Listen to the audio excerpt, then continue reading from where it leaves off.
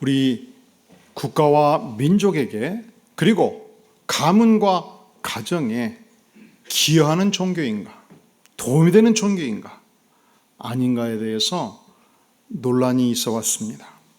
우리 민족은 특별히 충효 사상이 아주 강한 민족입니다. 국가에 대한 충성, 소중하지요.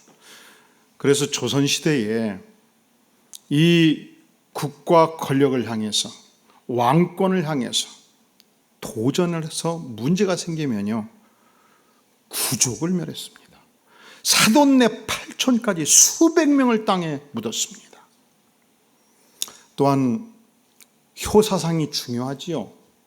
동네에서 부모를 홀대하면 요놈의 자석은 누구도 몰라보는 놈, 누구도 지의 애비도 몰라보는 놈, 낙인이 찍히면 그때부터 인간이 아니에요. 그것은 짐승만 또 못한 놈, 이렇게 표현을 했습니다. 철퇴를 가한 것입니다. 그런데 이 문제에 대해서 기독교가 기여하지 않는 부분이 있다는 거예요. 문제가 있는 부분이 있다는 거예요. 주로 두 가지가 언급됩니다. 첫째는 왜 기독교인들은 조상에 대해서 제사를 지내지 아니하는가? 과거 200여 년 전 천주교인들이 예수님을 알고 경배하면서 그 시대, 유교 사상이 전국을 쩔어있던 그 시대, 제사를 지내지 않았기 때문에 수만 명을 죽였습니다. 이 죽음을 피해서 산골 깊이 들어갔어요. 도무지 국가 권력이 미치지 않는 산세 깊은 곳에서 숨어서 살았습니다. 지금도 그 자손들이 있어요. 우리 그리스도인들은 하나님께서 조상을 주셨고 조부모를 주셨고 부모님을 주셨다고 믿습니다.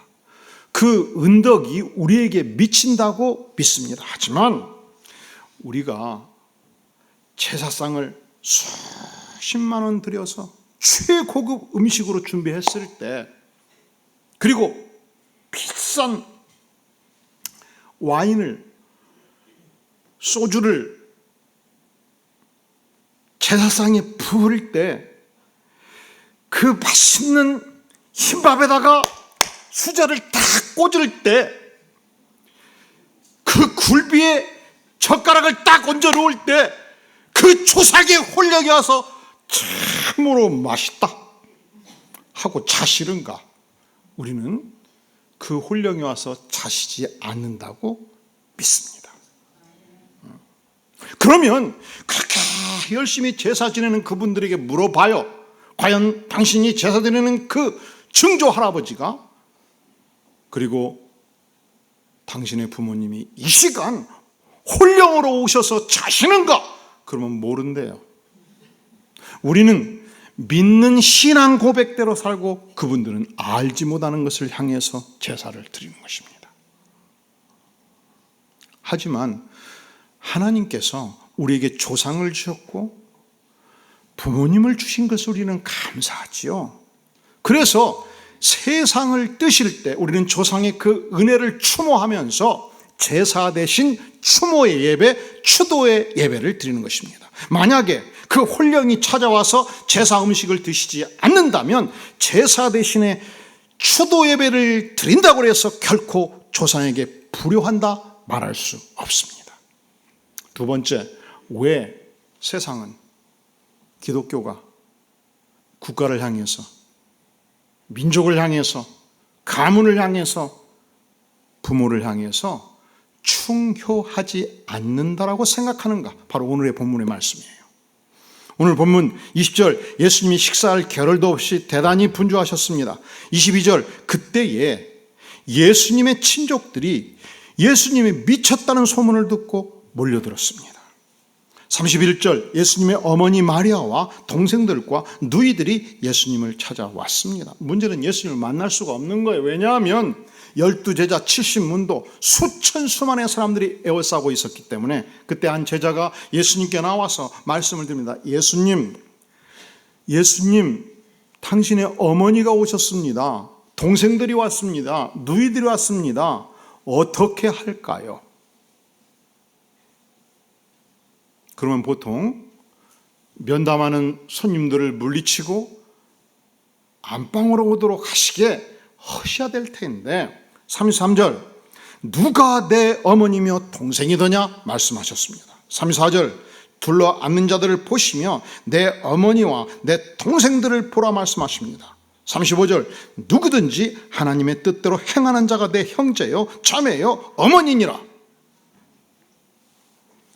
자, 이 말씀은 부모 형제를 홀대하라 이 말씀이 아니에요. 이 말씀은 하나님 편에서 볼 때 하나님의 백성으로서 누가 진정한 참된 부모며 형제며 자녀인가에 대한 개념 정의예요. 우리의 진정한 영적 혈족이란 인간적인 피로 연결된 자들이 아니고 하나님의 뜻대로 행하는 자가 영적인 의미에서 하나님의 나라에서 진정한 참된 혈족이라는 주님의 선언입니다. 그러니까 이 표현 자체가 우리가 부모를 향해서 불효하라 이것은 아니죠. 자, 그렇다면 여러분은 하나님의 자녀이십니까? 그러면 우리에게는 두 종류의 가족이 있습니다. 첫째로 육친의 가족, 두 번째로 하나님의 나라의 가족입니다. 자, 그렇다면 이 육친의 가족에 대해서 성경은 무엇을 말씀하고 있습니까? 구약성경에서 구약시대 하나님의 백성들이 살아가는, 물론 이 말씀은 오늘의 이 시대에게도 적용이 됩니다. 그 삶의 위대한 원리로 하나님께서 10계명을 주셨습니다. 처음 4계명은 우리가 어떻게 하나님을 사랑할 것인가, 우리가 어떻게 하나님을 섬길 것인가에 대한 말씀이에요. 첫째로 여호와 외에 다른 신을 두지 마라 1계명, 하나님만을 섬기라.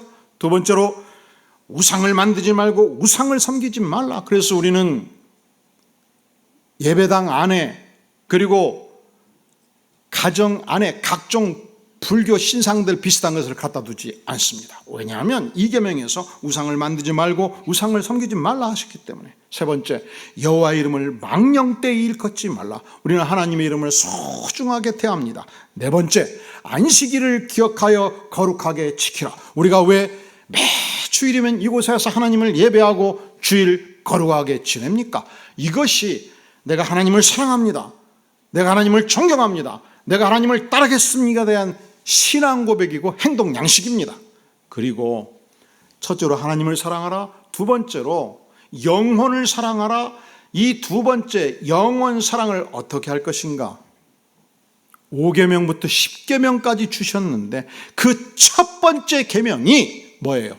내 부모를 공경하라. 그러니까 하나님께서는 부모 공경의 도리를 대단히 인생사에서 소중하게 여기신 것입니다. 기독교는 효도의 종교입니다. 공경하다는 뜻은 히브리어로 카비드라는 말인데 가장 소중하게 여기다, 가장 존귀하게 여기다. 그렇습니다. 우리는 지상에서 우리가 만나는 영혼들을 소중하게 대합니다. 그리고 그 어떤 영혼보다도 오늘 내가 여기 있기까지 뒷받침하신 부모님을 가장 소중하게 대하는 것입니다. 디모데전서 5장 8절은 말씀하기를 누구든지 자기 친족 특히 자기 가족을 돌보지 아니하면 믿음을 배반한 자요 불신자보다 더 악한 자니라 말씀하셨습니다. 하나님께서 왜 우리에게 소중한 가족을 주셨을까요? 하나님께서 왜 우리에게 아버지와 어머니를 주셨을까요? 우리는 아버지를 경험하면서 어머니를 경험하면서 진정한 사랑이 무엇인가를 압니다. 사랑은 주는 것입니다. 사랑은 베푸는 것입니다. 사랑은 모든 고통을 감내하면서 상대방의 유익을 꾀하는 것입니다. 그게 하나님께서 내게 주신 부모, 형제예요. 참으로 소중한 가족입니다. 우리는 이 가족의 품에서 태어났고 자랐고 성장했습니다. 최근 모 대학 교수가 신문에 이런 글을 기고를 했습니다. 이 교수님은 어린 시절 자랄 때 아버지가 단 한 번도 안아준 적이 없었대요. 아버지가 단 한 번도 사랑한다는 말을 안 하셨대요. 아버지가 굉장히 근엄하시고 말수가 없으시고, 그래서 저 양반이 나를 사랑할까니, 저 양반이 도대체 누굴까니, 저 속에 뭐가 들었을까니. 그런데 어느 날 갑자기 집에서 불이 나버린 것입니다. 갑자기 맹렬하게 불이 타오를 때, 그때 아버지가 아들, 딸들 이름을 목청껏 부르면서 들쳐업고 뛰기 시작을 했습니다. 그리고 마지막 하나가 없을 때 그 불구덩이 들어가서 마지막 하나를 찾기 위해서 그 온 방을 휘젓다가 그 아들을 뒤쳐업고 마지막 나오면서 쓰러지셨습니다. 병원에 실려가셨습니다. 온몸에 상처와 화상을 입으셨는데 수백 바늘을 꿰맸습니다. 몇 년을 병상에서 고생하셨습니다. 그날 이후 단 한 번도 아버지는 무심하시다, 아버지는 사랑이 없으시다 생각해 본 적이 없다는 거예요. 단 한 번도. 사랑하는 성도 여러분, 여러분들이 부모로서 허리가 휘도록 온몸이 병들도록 열심히 일하는 이유가 도대체 무엇입니까? 사랑하는 자녀들에게 뭔가 조금이라도 도움이 되기를 바라서, 사랑하는 아들이 장가갈 때 뭔가 조금이라도 이 험난한 세상에서 전세금이라도 보태주기 위해서, 사랑하는 자녀를 향해서 무언가 내 몸이 부서져도 뒷받침하기를 원해서 오늘도 그렇게 열심히 일하지 않습니까? 그런데 우리는 이 육친의 부모의 사랑을 통해서 하나님께서 당신을 아버지라 부를 것을 명하셨습니다. 이것은 무엇을 의미합니까? 우리는 육친의 아버지, 어머니를 통해서, 그렇구나, 나를 창조하신 하나님이 나를 이렇게 사랑하시는구나, 그것을 깨닫기를 원하셔서 우리에게 소중한 가족을 허락해 주셨습니다. 그리고 하나님의 백성에게는 또 하나의 가족이 있어요. 또 하나의 소중한 가족이 있습니다. 어떤 가족입니까? 지상의 혈육의 가족 말고 천상의 하나님의 가족이 존재한다는 것입니다. 그렇다면 우리가 어떻게 하나님의 가족이 될 수 있겠습니까? 내가 어떻게 하나님의 가족인 것을 알 수 있겠습니까? 그것은 내 생애 속에서 예수님을 인격적으로 만나는 절대적 체험이 필요합니다. 예수님께서 나 같은 죄인을 위해서 십자가에 죽으시고 그 큰 사랑으로 내 영혼을 받아주시고 영생의 축복을 주신 이 축복을 내 영혼으로 만나고 깨우치고 체험하는 거예요. 예수님 당시 유대계에 유명한 지도자 니고데모가 있었습니다. 그는 성경에 능통하였고 그 시대 최고의 지식인이었습니다. 당시 산헤드린 국회의 국회의원이었습니다. 권력의 최상층부에 속한 자였습니다. 그런데 그의 마음속에 오랫동안 해결되지 않는 영적인 질문, 퀘션이 있었습니다. 어느 날 그가 조용히 밤이 되어서 예수님을 찾아갑니다. 예수님, 어떻게 해야 구원을 얻을 수 있겠습니까? 주께서 말씀하십니다. 당신이 거듭나야 하나님의 나라를 볼 수 있느니라. 아니 예수님, 어찌 이 나이에 거듭날 수 있단 말이오? 어찌 이 나이에 어머니 태속에 들어갔다 다시 나오란 말씀이요? 그때 주께서 말씀하십니다. 사람이 물과 성령으로 거듭나지 아니하면 하나님의 나라에 들어갈 수 없느니라. 물론 인생의 모든 죄가가 씻음을 받는 것입니다. 성령으로 내 인생의 처절한 죄악을 깨우치는 것입니다. 십자가의 은혜를 깨우치는 것입니다. 영혼의 각성을 얻는 것입니다. 예수 십자가의 깊은 은혜를 체험하고 인생이 바꿔지는 것입니다. born again, 거듭나는 것이죠. 다시 태어나는 것이죠. 18세기 미국의 유명한 설교자 조지 화이트필드 목사님이 계셨습니다. 그분은 어디를 가나 첫 번째 설교는 항상 당신은 구원 받았습니까? 설교였습니다. 그런데 어느 날 한 젊은이가 이 목사님의 설교를 듣고 은혜를 받았습니다. 목사님을 찾아왔습니다. 목사님, 설교 말씀이 너무너무 좋아요. 제가 목사님 가방 못지 하겠습니다. 수행원이 되겠습니다. 그리고 목사님 방방곡곡 다닐 때마다 설교 듣고 은혜 받고 살기를 원합니다. 그리하거라. 그런데 한 두어 달 지나니까 이 젊은이가 안색이 변한 거예요. 조지 화이트필드 목사님이 말합니다. 왜 자네 표정이 그런가? 왜 그리 벌레 씹은 표정인가? 그랬더니 이 젊은이가 이렇게 말하는 거예요. 목사님, 도대체 목사님은 평생 설교가 한 개입니까? 당신은 구원받았습니다. 목사님 지금 70번째 했거든요. 좀 다른 설교 좀 하시면 안 되겠습니까? 그때 조지 화이트필드 목사님이 젊은이를 껴안으면서 말합니다. 젊은이, 내가 자네 때문에 그 설교를 계속하는 것일세. 자네는 구원받았는가? 십자가의 복음 앞에서 죄를 회개하고 구원을 받았는가? 예수님이 자네 인생이 과연 주인이 되셨는가? 그렇습니다. 우리 주님은 하나님이셨습니다. 하나님이심에도 불구하고 나 같은 죄인을 위해서 인간의 제한된 몸을 입고 이 땅에 오셨습니다. 내가 받아야 될 모든 죄짐을 지시고 그 많은 고난을 받으시고 채찍을 맞으시고 침뱉음을 당하시고 죽기까지 하심으로 내 인생의 죄를 해결해 주셨습니다. 하나님의 아들 되는 특권을 주셨습니다. 나를 사랑한다 고백하십니다. 그분이 내 인생의 문을 두드리십니다. 볼지어다 내가 문 밖에 서서 두드리노니 누구든지 내 음성을 듣고 문을 열면 내가 그에게로 들어가 그와 더불어 먹고 그는 나와 더불어 먹으리라. 자, 두 번째, 우리가 하나님의 가족이 된 것을 어찌 알 수 있는가? 여러분, 내가 하나님의 가족이 되면요, 내 안에 예수 그리스도의 영이 임합니다. 예수 그리스도께 속한 자가 됩니다. 소속이 바꿔집니다. 예수 믿기 전 나는 세상에 속한 자였습니다. 세상의 정신을 따라 살았습니다. 예수 믿은 후 내 안에 예수 그리스도의 영이 임합니다. 예수 그리스도께 속한 자가 됩니다. 예수님을 사랑합니다. 예수님의 제자가 됩니다. 예수님의 정신을 따라 인생을 건설합니다. 예수의 영이 임하면요, 내가 달라져요.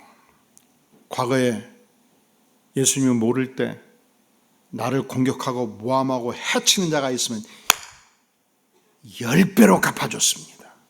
내가 끝까지 미워했습니다. 그런데 예수님을 만나고 나서 예수의 영이 임하니까 역시 인간에게 똑같은 미운 감정이 있죠. 복수심도 있죠. 그런데 그걸 안고는 살 수가 없어요. 괴로워요. 기도합니다. 예수의 영이 나를 깨우치고 예수의 영이 용서의 능력을 보여줍니다. 예수님께서 그랬습니다. 침뱉음을 당할 때, 모욕을 당할 때, 못질을 할 때 얼마나 고통이 컸겠습니까?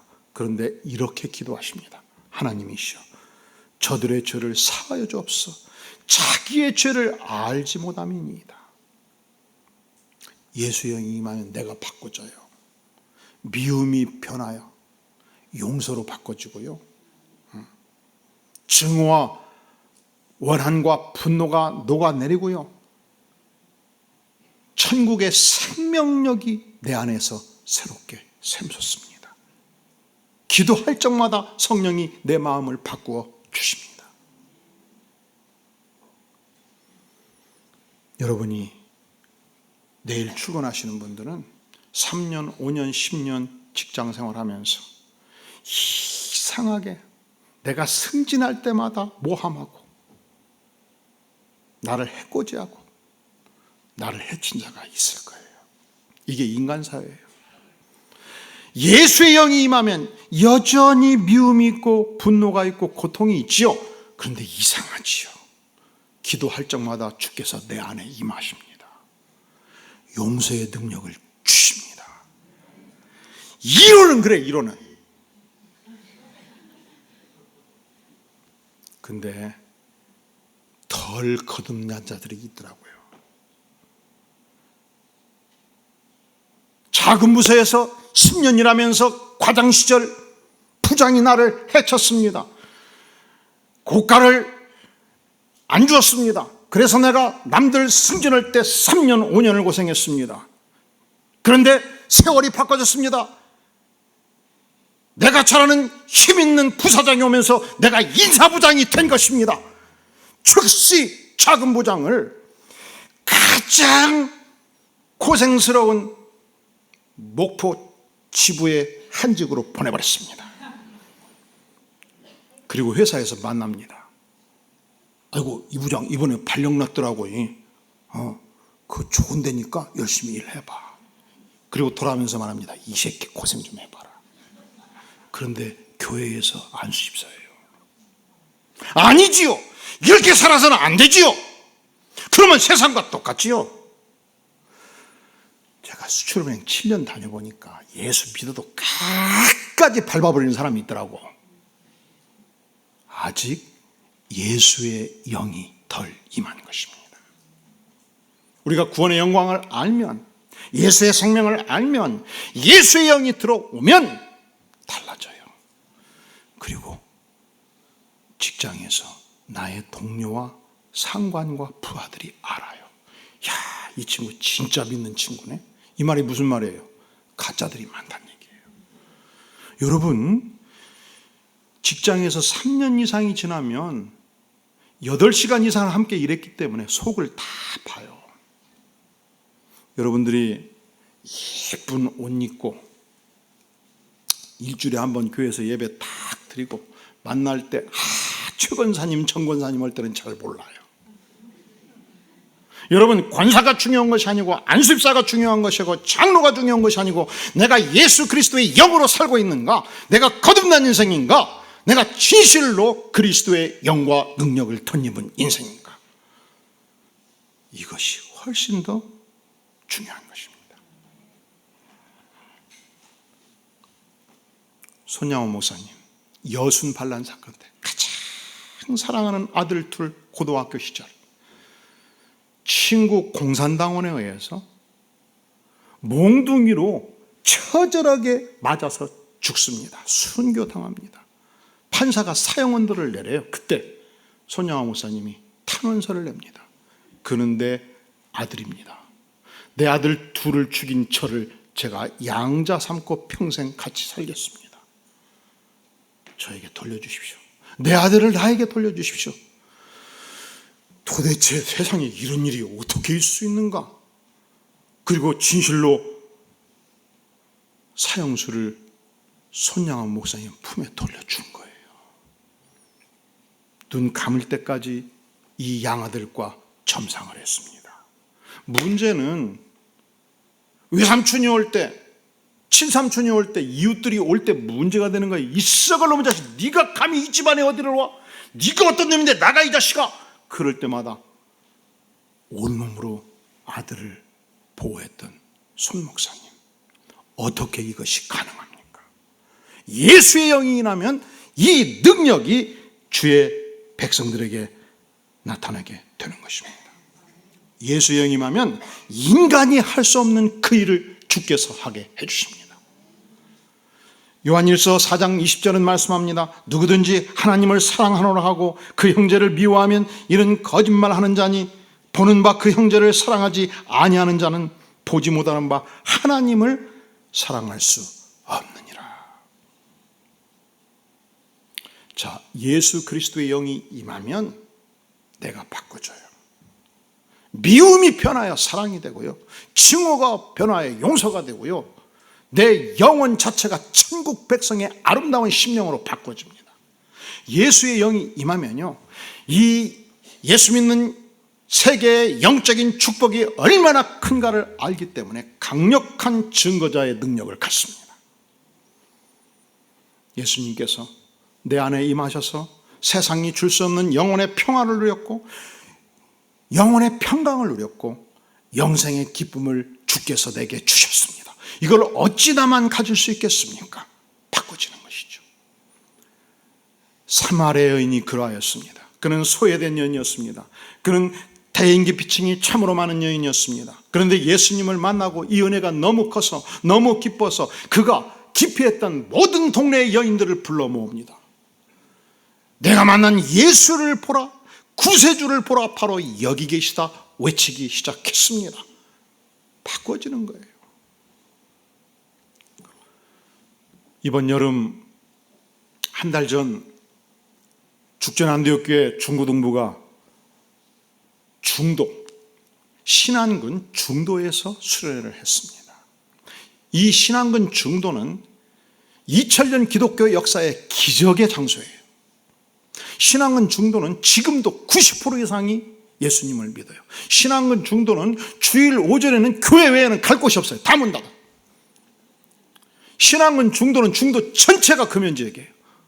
그래도 반발이 없어요. 신안군 중도는 전 세계에서 가장 기독교 인구가 높은 특별도시예요. 그런데 사연이 있습니다. 100년 전 아무도 예수 믿는 사람이 없을 때 그곳에 문중경이라는 여인이 시집을 오게 되는데, 시집 와서 보니까 이미 남편이 다른 여자와 살고 있어요.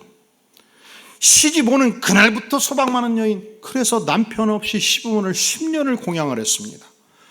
그 세월이 참 억울하고 앞으로의 인생이 너무 의미가 없다고 생각을 하고 바닷물에 빠져 죽기로 결심을 하는데, 문제는 가끔 그렇게 자살하는 사람이 다시 시신이 되어가지고 그 동네로 떠오는 거예요. 그래서 안 되겠다, 서울 가서 한강에 빠져 죽자. 서울 왔다가 지나는 길에 이성복 목사님 부흥회에 참석했다가 은혜를 받습니다. 예수님을 만납니다. 그 인생이 변화됩니다. 이성복 목사님의 간절히 부탁합니다. 저를 받아주시옵소서. 이성복 목사님 부흥단 단원이 돼가지고 방방곡곡을 다니면서 이성복 목사님이 부르는 모든 찬송을 다 외우고 그 설교를 다 외워버립니다. 그때 하나님께서 그 마음에 부담을 주시는 거예요. 준경아, 너의 사랑하는 가족들, 너의 친정 시댁 부모들 어떻게 할 거냐? 너가 책임져라. 이 가슴에 부담을 안고 버림받은 여인이 자기 고향으로 돌아갑니다. 그리고 중도 주변에 신안군에 1004개의 섬이 있는데 섬마다 다니면서 복음을 증거하기 시작합니다. 그가 새로운 섬에 들어가면 길목 어귀에서 늘어져라 찬송을 10곡 20곡 30분 1시간을 불러대면 동네 아이들, 안악들, 모든 동네 멤버들이 다 나옵니다. 그 시대 그것이 엔터테인먼트였어요.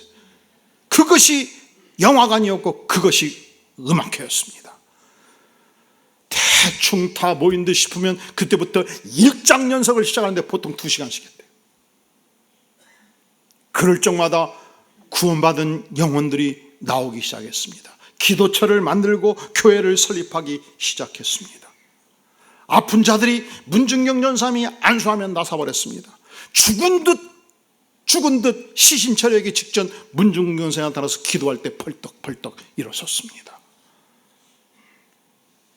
그분은 이미 67년 전 1950년도에 공산당에 의해서 순교를 당합니다.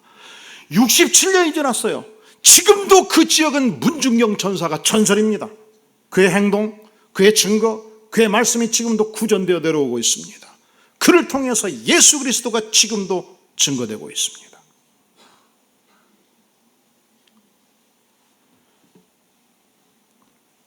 기적의 여인. 근데 그 여인이 기적이 아니죠. 예수의 영이 임할 때 기적의 역사는 나타나는 것입니다. 사랑하시는 성도 여러분, 여러분은 진실로 하나님의 가족 맞습니까? 그렇다면 내가 진실로 하나님의 가족이라면, 나의 사랑하는 주님께서 나 같은 죄인을 위해서 십자가에 죽기까지 하셨고 나를 그렇게 사랑하셨고 나에게 구원의 은혜를 베풀어 주셨다면, 이번 가을 이 생명의 복음을 12주 동안 누구를 위하여 증거하시겠습니까? 누구를 위해서 기도하시겠습니까? 여러분의 사랑하는 부모, 형제, 가족, 이웃들 특정하고 위해서 기도하고 영혼의 결실을 맺는 축복의 가을이 될 수 있기를 주의 이름으로 축원합니다. 머리 숙여 기도합니다. 영광의 주님, 죄 많은 인생이었습니다. 하지만 주께서 구원해 주시고 주님을 알게 해주시고 천국 백성 삼으신 것을 진실로 감사를 드립니다. 전능하신 주님, 이제 이 주님의 은혜 속에 강한 삶을 살기를 구하며 또한 이 은혜를 함께 나눌 자를 주께서 보여주시기를 구하오니 성령 하나님 보여주시옵소서. 기도할 적마다 천국문을 열어주시옵소서. 예수님의 이름으로 간절히 기도하옵나이다. 아멘.